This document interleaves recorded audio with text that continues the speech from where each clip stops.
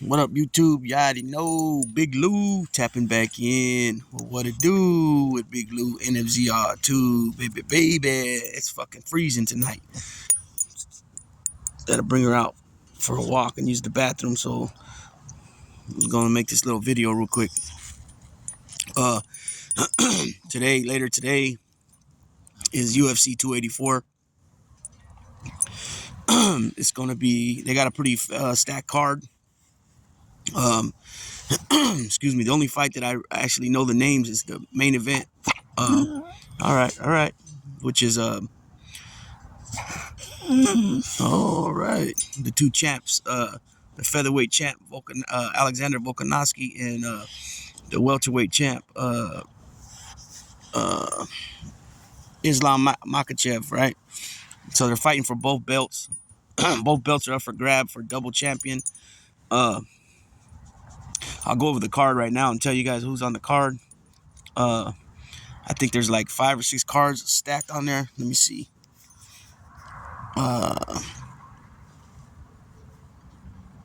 Yeah, so we got light heavyweight. We got Jimmy Crute. He's 12 wins, 3 losses, going up against Alonzo Menefield, who is 13-3. So those numbers are pretty much even at the light heavyweight. Don't know nothing about these guys, period. Heavyweight, we got Justin Tafa, 5 wins, 3 losses, going up against Parker Porter, 13 wins, 7 losses. I don't know nothing about these guys either. At the welterweight, we got Jack Della Magdalena. He's 13 wins, 2 losses, going up against Randy Brown, 16 wins, 4 losses. And they call this one the co-main event, which I don't understand how the hell, when it's a double champion, a double, 2 belts on the line, how another fight could be called the co-main event. I don't get it. Especially they don't even hold no belts, right? So you got at featherweight, you got Yarid Rodriguez, who's 15-3-0 with 1 no contest, going up against Josh Emmett, 18 wins, 2 losses. And then in the main event, we got Makhachev, 23-1, going up against Volkanovski, 25-1.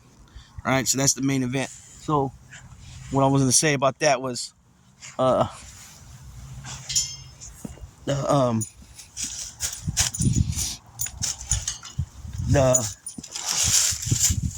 eating that. What are you eating down there? Man, she finds food on the ground all the time and eats stuff. You got to watch out. So I seen the press conference between the two. It's a big height difference. Islam's a lot taller, but Volkanovski's a little fire plug, right? But Volkanovski used to be a chubbier, heavier guy, so he's got that power in him, right? We know he's strong already. He showed it with his, with the skills in the octagon. But Islam is a strong ass motherfucker. He comes from those Dagestan kids, man. That's all they do is wrestle with each other when they go to family events or family friendly functions. They put the kids up against each other to wrestle and stuff. I heard Khabib say one time, like, okay, what is a fight camp? 4 to 6 weeks, even 8 weeks, we'll say 12 weeks, we'll even say. Somebody's gonna train to fight a certain individual, in a fight camp, you know what I mean? And the guy that they're fighting has been doing this for 20 years plus, since a kid. I think Islam's like 31, I think, something like that. So you're talking about somebody that's been doing it, 20 plus years. They got this like, and he showed it in the Oliveira fight too. He got this, and Khabib showed it too, and Khabib's brothers and cousins, because he has a lot of brothers and cousins that are in the fight game too. They got like this. They clamp down on their fucking opponents, right, and squeeze the shit out of them. And you got the guys tapping out like quicker than normal. At least other guys in other fights, they'll hang in there a little bit longer before they tap. But when it comes to when they fight these guys, these Dagestan kids, they just kick ass. You know what I mean? And they just put that clamp on, and before you know it, dude's tapping. You know what I mean? Like Charles did. Like damn near seemed like he tapped immediately. You got but I will say this, in Volkanovski's on Volkanovski's behalf, man. He's a tough motherfucker, boy, and you know, Islam's been knocked out once.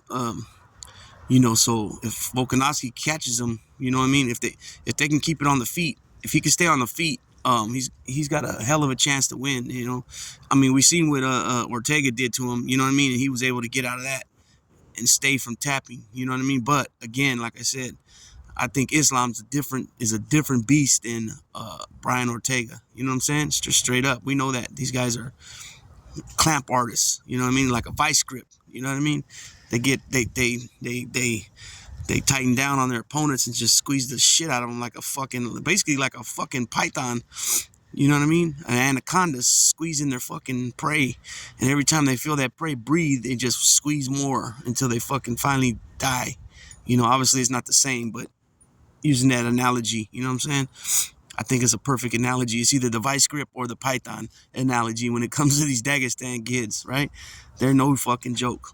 I mean, look at Khabib's dad. When you see footage of Khabib and Islam and other guys from their camp trying to hip toss the dad, or you know, anything with the dad, and he fucking went, and he was already like late 50s. I don't think he made it to 60s. He might have, if he did, he was like maybe 62, 64, but I think he was late 50s. But this dude was like a barrel. He was like a little fucking sawed off dude, man. And he just was hella strong. You know what I mean? And this is their teacher. This is the guy who schooled these kids. You know.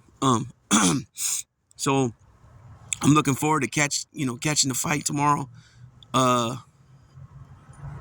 As of right now, I'm going to be making the trip to go to the XL Bully. It's called Cupid Bully something. I forgot the name of it. I'll tell you right now. It's called, it's in Lodi, California. Let's see. I'll tell you exactly what it's called. I know it's called XL. I tried to call today and get some information on the start time. I think I mentioned it on one of the lives, and they were like, I was like, yeah, the flyer. I got the flyer. I go, but it doesn't have no time on it. Like when they're going to, what time's the start time and all that. So it's called Cupid's XL Bully Bash. Let me see if you guys can see it. Can you see that? So Cupid XL Bully Bash. And it's XLBC. So that would be XL Bully Club. 4 sanctioned shows and 1 fun show. February 11, 2023, Lodi Grape Festival and Event Center, 413 East Lockford Street, Lodi, California. And no start time on it. No start time, no finish time, no nothing time. So I called today the Lodi Grape Festival and Event Center, and they were like, oh, they gave me the number to the person that's put the event on. So I called and left a message. They were like, they were on the plane and they were supposed to be landing at a certain time. So I think I called just as they were landing. So I'm going to call in the morning, but I think it's supposed to start at 8 o'clock in the morning. So I might go for a couple hours. And then I already touched bases with a few people on Instagram.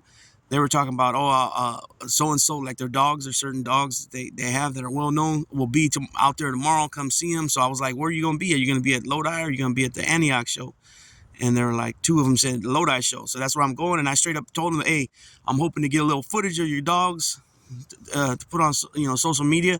And they were cool with it. So, we'll shout out we'll throw a shout out to their kennel and put their Instagram on the YouTube channel. You know what I mean? For any of you guys that wants to check out their pages. This is what I really believe when it comes to the XL bullies, the big ones. And I'll even go far as saying double XL bullies, because even though there ain't no such thing terminology wise in the registries, a double XL bully would be 24 inches and bigger and taller, right? And probably 24 inches, the dog is probably going to be anywhere from probably 125 pounds and up, probably. I would imagine. If it might be a little bit more heavy wise, but heavy, the weight doesn't matter when it comes to the categories of the bully, right? It's the height. So I always say, it's not what I say. I mean, I say it, but this is what it really is. 20 inch on a male dog, 20 inches to 23 inches is considered an extra large bully, XL bully. So 24 inches and up would be a double XL. Not not actual terminology, not legit terminology. So these dogs are double XL. They're big. So what I honestly believe is that the UK has some of the baddest fucking dogs I've ever seen in my life. The colors, the sizes with the color, their structure, the body structure, their bone, their head, their dome. You know what I'm saying? Instead of saying head, I should have said dome. Their bone and dome.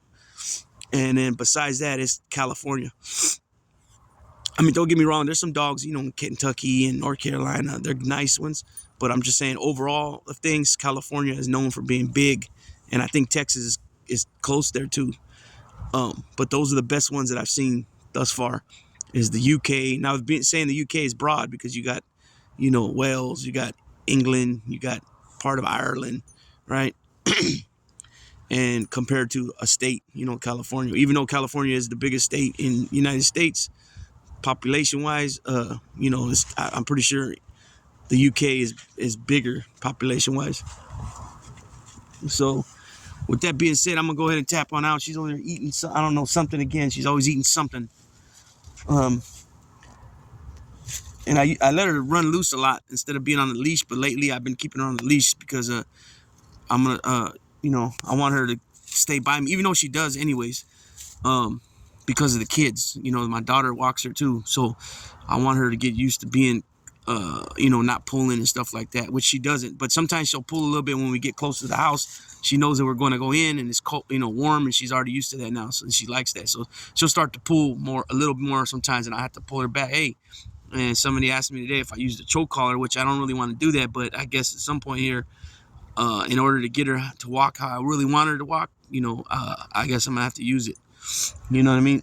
But since she walks already so good, it's not gonna be probably much to it. You know, I won't probably have to use it much at all or long at all. So with that being said, Big Lou's tapping on out. Good night, everybody. It's like midnight here in California, so I know a lot of you guys are sleeping, and it's Saturday, so you'll probably catch this video. If you do, it'll be later in the day. All right, gone.